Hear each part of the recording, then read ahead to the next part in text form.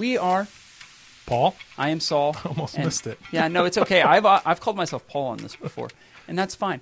And we're here to bring you the news. There we go. Give them the rundown. So here's the quick rundown of what we're talking about today. Okaloosa Campaign Finance. We got more updates for you guys. I know you want even more numbers. And then we're speaking with new professional soccer player Liliana Fernandez. And we're talking a little bit about an update with the family of Roger Fortson. They've had some pretty difficult news over the last couple of weeks. So we're going to get right into it with the Roger But we're not going to talk about hurricanes because those are already passed. Yes, old news. We were going to talk about hurricanes, but it's in South Carolina, so what do you care? Yeah. All right. Well, let's go forth and do good things.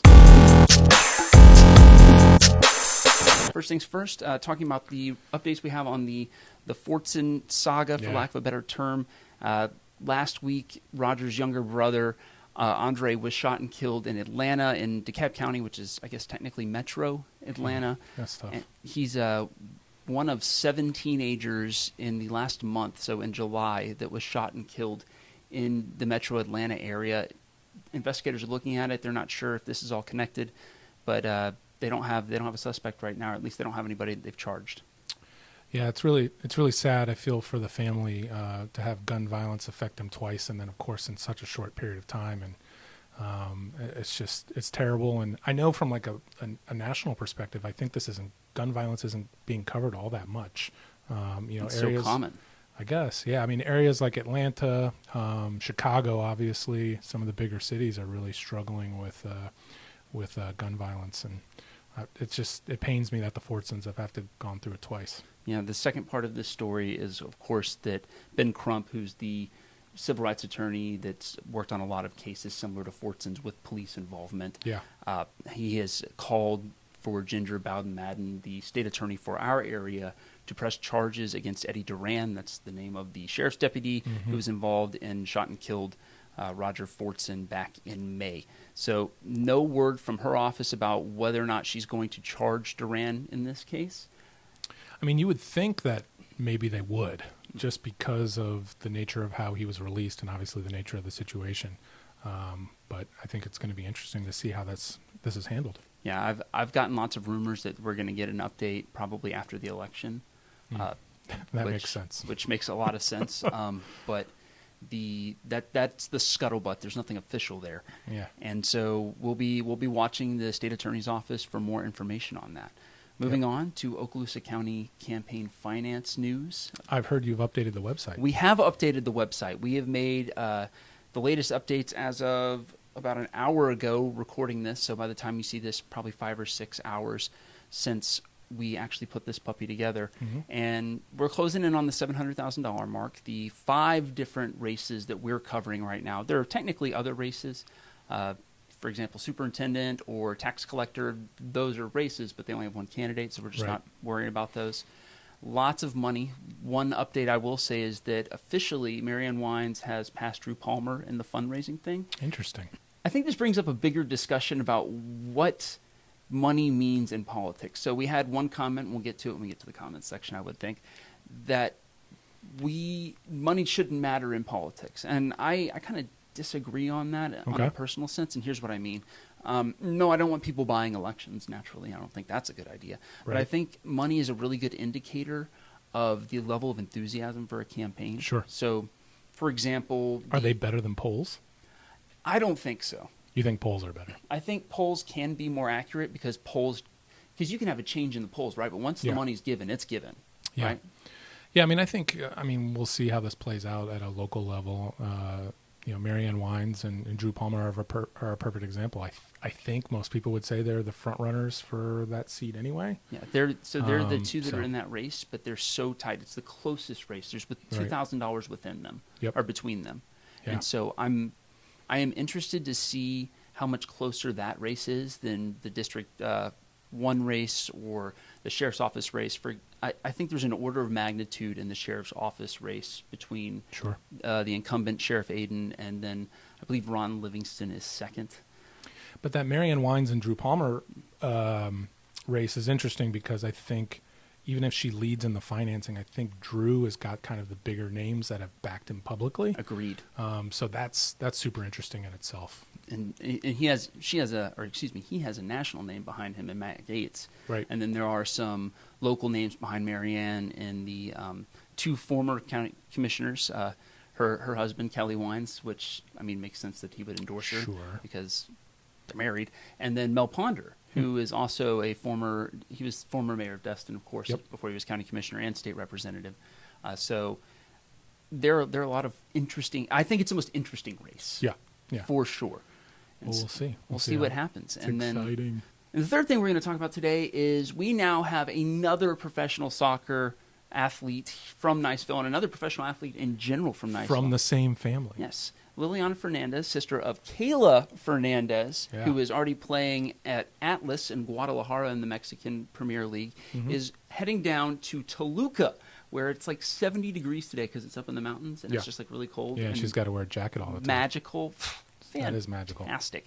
Anyway, she has got basically her professional career has started. She has a 2-year deal. And for the first time in their entire lives, the two sisters are going to play each other in a competitive match on September the 12th. Oh, good. You remember the date. I knew it was next month. I just couldn't remember. September 12th, they're going to be playing in Toluca, which is just west of Mexico City. We should see if there's a way for it to be televised or on the web or something. You know, we're going to have like one of those, like back in the day, they had like the antennas and they would like try and get the frequency with the antenna. And like, so I'm going to have you like leaning out the window. No, we don't have to go that far. Getting, I'm like sure Mexican it's on satellite the television. internet somewhere. Give up a few pesos and we get to watch it. Let me have my mental image, please. Thank you. Telemundo. Dude, Telemundo 4. The Quattro. No, I think it's really awesome. The sisters are representing us well, and they get to play each other, which is great. And then they have a younger sister who's in college as well. So. Yeah, so Ashlyn, I believe, is a senior. I could be wrong. Yeah. But she, according to Liliana, also wants to play in the Mexican Premier League. Yeah, that's exciting. And so to have 3 sisters from Niceville playing professional soccer is really cool. Yeah, that's amazing. I was going to bring it today, but I forgot it at home. I do have a new addition to my autographed baseball collection. Yes. I have a Reese Hines signed. Yeah, you do. What's up, boy? Mr. Niceville. Dude. So super excited what he's done with the Cincinnati Reds. And obviously you're doing a great job of covering all the different athletes that are coming out of Niceville and making waves elsewhere. So that's awesome. So now we're going to go to your favorite section. It is my favorite. The comment section. Yes, let's do it. So comment number 1 comes from Mike, and he's talking about downtown Niceville, a tourism destination, which was a repost that we did a couple days ago. But Mike says, no parking. The place will be a cluster. You know what? Would rather them do the next phase of the Creek Walk instead, put in a waterfront dining recreation spot that the locals can use. Be also nice to see some updated sports and recreation fields, yet we still have the same number of fields we had 30 years ago. Yet our taxes still go up. Figure it out or get voted out. Lot there. Yeah. I think we're moving in the right direction on all those things. I feel like the current city leadership has plans for all of those things that he mentioned. It's hard to get a read on them unless you go to the various planning board meetings and CRA meetings and those things. But I happened to be at the planning board meeting last night, and there was a CRA update. And, they're moving forward with the kind of the viewing dock. Okay. And that sort of thing. And then they're going to work on a request for proposal for the rest of the CRA and developing that downtown area just off Bayshore in kind of phases. And so I think it's a good thing to have that level of development. I mean, it's also going to add not only commercial but residential in sort of like a mixed use type model. And that isn't something that we've really seen in significant quantities or maybe even at all in Niceville. So I think that's great. Ball fields. Oh, boy. Need real estate to do ball fields. We need real estate to do ball fields. I mean, clearly they're working really hard with the DOD to be able to get the mullet grounds on a long-term lease and take better care of those. So I think that's great. And, outside of that, I'm not sure where else we're going to get the land. I have nowhere else, really. I mean, it's going to have to be those orphan parcels, and that is a long and heavy lift. So yeah, I mean, I think there might be, I haven't seen the master plan, but there might be some fields in Deer Moss Creek's plan. But you're right. I mean, they're not going to, the city can't just develop land out of nowhere. Yeah, and just based on the number of houses that are coming in, I think that'll, if anything, it'll just hold the ground that we have. It won't add capacity, as it were. Well, maybe after we get the mullet grounds under a long-term lease, we can start looking at other opportunities. Yes, exactly. So. On the same thread, Angela says, every summer the native Floridians must take cover and stay inside in order to appease the tourists. This is what King Florida desires. We will sacrifice our lands, our resources, and our comfortability in order to allow these newcomers to experience day drinking on a sardine can-packed beach, autocrossing, and drag racing on 98, and watching their children fight off sea life with their bare hands. I hope they love it. That is... She chose violence today. That is that's a good comment. All right? For everybody else out there looking, maybe wanting to throw a little troll spice in your comments, that's how it's done. I mean, I think that one was... That one was pointed directly at Destin. I mean, I think Niceville's done a great job of like becoming not Destin. Yeah. So at all costs. Yeah, at all costs. It's so important to become not Destin. Yeah. And let's see, next one, a little bit from a guy who's running for county commissioner. So we will use the whole name on this one. But I think you're allowed. Public figure. I mean, public figure, right? That feels fair. Yeah. Wade Merritt says, and this is about our campaign finance stuff. Yeah.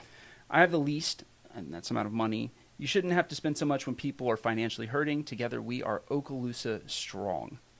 And okay. I like the sentiment that you don't need to have money in order to be in politics. But I think you got to have some skin in the game from other people. That's part of the support that you get, that you need to have in order to build something significant so that you can create the positive change you want. Sure, and you're allowed to run without money. Oh, yeah. So and that's fine. Yeah. If you don't want to run using other people's money, you don't have to. OPM? Yeah. That's the good stuff, OPM. Yeah. And then, let's see. The next question, this is probably my favorite one that we've had. Okay. From Brian, says, next big question to discuss and research. What if the Tri-Cities, BWB, Niceville, and Valpy, BWB is Blue Water Bay, I should say. I know that. Created their own school guys. district. Yeah, I'm talking to you guys, who also probably know. I already know that. Anyway. What if we created our own school district? What would that look like via tax dollars and support? And so we're going to secede from the union of schools of Okaloosa County schools. So I put I would say not long, but sufficient. Yeah. Not sufficient. That makes it sound like I've made a decision. Yeah. I put something in response to this because I think it's an interesting idea. Yeah. The state legislature technically has the ability to do that because they give out charters for everything. Sure. Every school district, though, in the state of Florida is coterminous with a county, right? So you have the Holmes County School District that covers all of Holmes. Where I'm from in Texas, everybody and their mother has their own little, like, patchwork independent school district. Yes, that's why they have, like, high schools there that look like college campuses if you're in the right neighborhood. You're darn tootin'. You have to be in the right neighborhood, though, and I think that's the take back from this. That's where I'm going with this. Like, sure, if you want Niceville to have a super campus and be, even further ahead, if you talk to everyone else in the county, then you would be for this because our property values are higher. The dollars, some of those dollars that we're spending are probably getting peanut butter spread all over the county for the betterment of the entire county. And if we were our own little place, I think people would dislike us even more than they possibly already do. I think my only counter to that would be and I've forgotten it this time, but economies of scale. There it goes. Every time. Every time. There's like a mental block in there. I think we would lose more from the loss of the economy of scale that we get as a whole school district than we would gain from not having to like pull up certain schools. Yeah, I mean, there definitely would be some economies of scale issues because we are leveraging things that the county provides. Mm-hmm. Like if they have one person who's doing a certain job, we would now have to have that person or a similar person and brunt the cost of that entire person's salary. Same issue with the fire chiefs, right? Yeah, that we talked about last week. Yeah, I mean, I don't hate it. I guess I would rather see the municipalities come together for economies of scale first, and then we can see what that would be like afterwards. But considering that Fort Walton Beach and some other high schools are already mad at us for various reasons, including stealing some of their best football players. I'd like to point out I didn't say that. Thanks. That's okay. I can say it. I think that would create even more disparity of the haves and have-nots. So. Yeah, and I think that ultimately we have a lot of interconnectedness in this county specifically, sure. And so for us to have an interconnectedness of education provides us with the ability to have a a bigger and stronger unified presence that allows us to get more done. That's fair. But that's, again, if I saw data that came to the contrary that said that Niceville's getting taken to the woodshed by the school district, I'd be open to a conversation. Yeah. But I will say that it doesn't seem like we would have to convince a lot of people in order to make something like that happen. Do you think it's more likely that we get the combination of the different municipalities together, Niceville, Blue Water Bay, and Valpy, as a single entity? Is that harder than potentially spinning out of the Okaloosa County? I think spinning out of Okaloosa County would be harder because there's no Out of the precedent for it. schools? Okay. That's fair. And then I think the 3-city area makes a lot more sense because of the economies of scale and the ability to throw political weight around to achieve those ends. So Oh, yeah, that's a good point. we would, I mean, because if we go to Representative Maney and say, look, we want to all be unified because there's 50,000 of us, and if you don't let us do this, then we're going to come get you. Yeah. You know, there's one into that. And then we can go to the state legislature and say, we're the biggest city between Panama City and Pensacola. Like, you need to respect our authority. Well, we could definitely ask for more money, so that's good. We should probably do like an entire show just dedicated to that premise. I'd love that because I wrote a whole master's thesis on it. Stay I tuned. know. But hopefully you'd let me talk a little bit. I will shut up at points. All right. Well, let's go to my favorite part. Or no, it's your favorite part. This is my favorite part now because Yeah. it used to be both of our favorite I did parts. comments. And I then we like do the comments. comments section. But you still can like it. I like it. I'm buying the start of the school year. Bye, kids. You get to go back to school. No, Sorry. No, I'm totally down with that. No, I'm excited about it. Playing hot potato with a 5-year-old is not as easy as it looks on television. Yeah, it's nice when they go back to school. So getting back into the flow of things. So I'm buying that. I am selling NIMBYism. Mm-hmm. So for those of you who don't know, that's not in my backyard. Those are folks who are staunchly against development for whatever reason. Usually it's like one of like 3 or 4 reasons. Things like, we can't take the trees down, or it's going to look ugly, or my favorite, it's going to cause a lot of traffic, extra traffic. We can't have that happen. So I think every municipality struggles with it. And I think there's going to be lots of opportunities in the near future to see how the city of Niceville addresses NIMBYism. So I'm selling NIMBYism. I think that the most frustrating part of NIMBYism, just as a guy who's been to a couple of city council meetings every once just in a a while, few, right?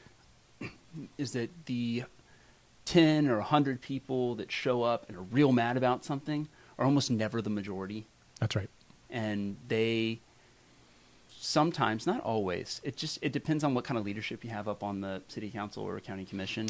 Yeah, But you can kowtow pretty quickly. yeah, people see 100 people and they think that's everybody, right? And some people are willing to do that, and other people are saying, you know what, I don't care if you vote me out. This is a bad idea, and I'm not going to stand for it. Right. And I mean, those are the guys that I hope win every time because large groups shouldn't impress people, Or even small, loud groups. or that. Yeah. Really, any sort of grouping that doesn't have a good logical argument. Speaking of development, what are you buying? Man, I'm buying downtown Niceville Yes. again continuously. Although I will forever. tell you, the city does not want you to call it downtown. I don't care. It's just an area to congregate. It's CRA. I don't care. I'm calling it downtown. Okay. I'm gonna get like so much trouble for that. We're not creating a downtown. Well, why not? We're kind of But why creating a not? downtown. Let's create a downtown. Let's have a communal space, and that's my point. Own it. Let's have a downtown, a communal space Yeah. that people that want to commune and be a part of life together with each other. I mean, that's Yep. why we live here and not somewhere else, right? We Sure. picked this place. I think it will only make our little town even better. It'll make it better. It'll make it stronger. It'll make Yep. it more resilient. Facts. And so I'm hammering the buy button. Just call me Jim Cramer and get me like a really. You know what we should do is get one of those easy buttons. Not the point. We sorry. should not model our show after Jim Cramer. No, we shouldn't. Although he does have a viewership. Anyway, What are you selling? I'm selling the Niceville Independent School District. The main reason why is because it's a lived experience in Texas. Yeah. And what ends up happening is that the rich kids get a rich kid's school and the poor kids get a poor kid's school. Yeah. And if there's one thing in this life I hate, it's that. I Yep. think that the best way to teach both rich and poor kids is to have them interact with one another. I mean, my kids need to go to Niceville High School, and some of those rooms have paint on the walls from when I was there. Yeah. So that's fun. And, well, it's a character building experience as well. Sure. Especially with the buildings that we have. Don't eat the lead-based paint chips. Yeah, if you don't mind. That really hurts the old IQ and the old test scores. Don't eat the paint chips. I think it's really important and instructive for kids to go to school with people that are different than them. Oh, yeah. And I'm actually working on a piece right now, and I don't want to like drop this and surprise everybody, but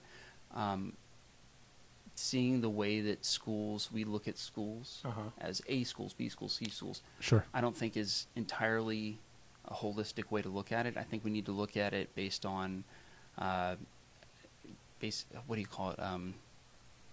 Like the differential factor? Yeah, putting like a handicap on for like, okay, if this school is 85% free lunch and it is a B school, that's pretty awesome. Like, well, I mean, there's a lot of benchmark testing and how far people get. I mean, and I think that's interesting. Yeah. I don't know. I don't think we should have an independent school district either, because I think it would just perpetuate the perception of what already exists, that the Nicevilles are the haves and everyone else is the have-nots. Yeah, and so anyway, I'm not on board, but that doesn't mean it's necessarily a bad idea, because A, I'm just one person, and B, I'm often wrong. So if I'm presented with data that shows differently, like, I'm totally in. I'm willing to change my mind. Yep. Okay, that sounds good. Hey, this is the end of the show. It is. So like and subscribe. Please leave a comment. And I'll go get doorbell. Do you think they could hear that? Probably. I don't know. Be nice, Niceville. We out.